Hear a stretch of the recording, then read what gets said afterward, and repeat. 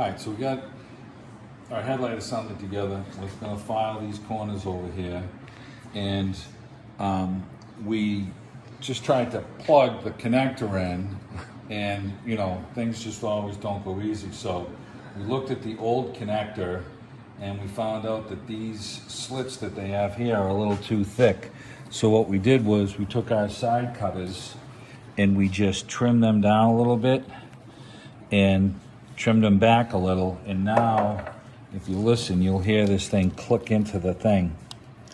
And we couldn't get the locking tab down on it, so now it's good. So it appears that these little tabs are too thick.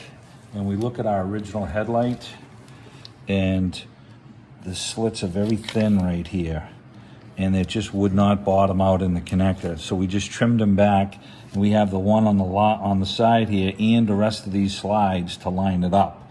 But the OEM headlight seems to get real narrow, and this connector did not. So may or may not be an issue with these extensions. Try them out first, like we did on your factory harness. If it clicks right in, great, you're good to go.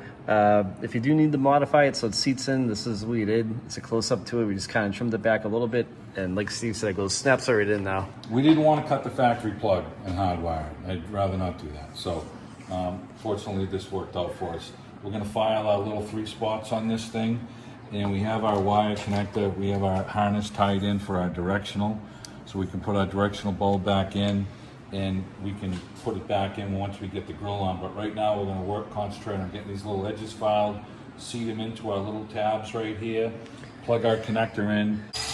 I'm going to tighten any of these until we get them all in.